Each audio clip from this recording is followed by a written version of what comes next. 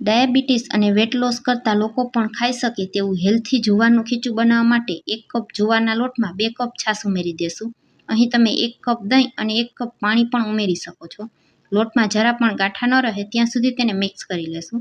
તો આ રીતે ચમચાથી એકદમ સરસ સ્મૂથ બેટર તૈયાર થઈ જાય ત્યાં સુધી તેને ફેટી લેશું.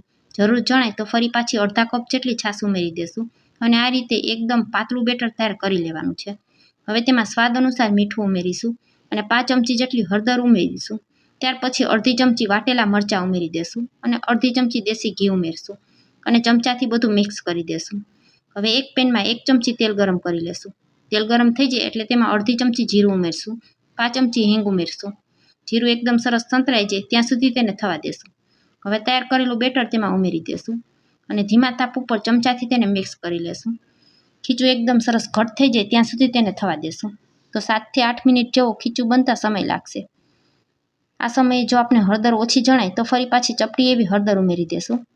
તમે જોઈ શકશો ખીચું એકદમ સરસ કૂક થઈ ગયું છે. પેનમાંથી આ રીતે સાઈડમાં કરીએ તો ખીચું તેની મેળે અલગ થાય છે. તો આ સમયે ખીચું આપણું તૈયાર થઈ ગયું છે.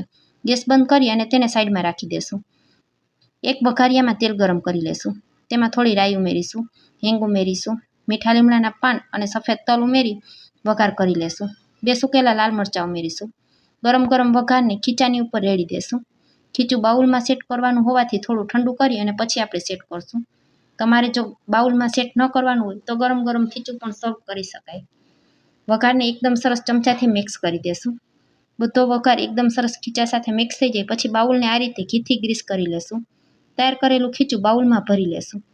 બધું ખીચું આ રીતે બાઉલમાં ભરી લીધા પછી ચમચીથી આપણે તેને આ રીતે સેટ કરી લેશું અને એકદમ સરસ લીસું થઈ જાય એ રીતે ચમચીથી પ્રેસ કરી લેવાનું.